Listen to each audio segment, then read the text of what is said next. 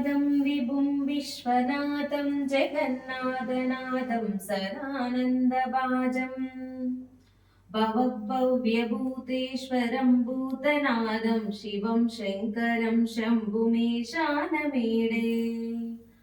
गलेरुण्डमालं तनौ सर्पजालं महाकालकालं गणेशादिपालम् जटाजूटगङ्गोत्तरं गैर्विशालं शिवं शङ्करं शम्भुमीशानमीडे मुदामाकरं मण्डनं मण्डयन्तं महामण्डलं भस्मभूषाधरन्तम् अनादिं ह्यपारं महामोहमारं शिवं शङ्करं शम्भुमीशानमीडे वटातो निवासं महाट्टाट्टहासं महापापनाशं सदा सुप्रकाशम्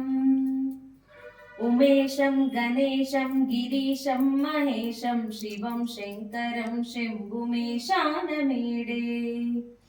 गिरिन्तात्मजां सङ्गृहीतार्थदेहं गिरौ संस्थितं सर्वदा पन्नगेहम् परब्रह्म ब्रह्मादिनिर्व्यन्दमानं शिवं शङ्करं शम्भुमीशानमीडे कपालं त्रिशूलं कराम्यन्ददानं पदाम्बोजनाम्राय कामं ददानम् बलिवर्तयानां सुराणां प्रदानं शिवं शङ्करं शम्भुमीशानमीडे शरच्चन्द्रगात्रं घनानन्दपात्रं त्रिनेत्रं पवित्रं गणेशस्य मित्रम् अपर्णाकलत्रं सदा सच्चरित्रं शिवं शङ्करं शम्भुमीशानमीडे अरं सर्पहारं चिताभूविहारं भवं वेदसारं सदा निर्विकारम् श्मशाने वसन्तं मनोजन्तहन्तं शिवं शङ्करं शम्भुमीशानमीडे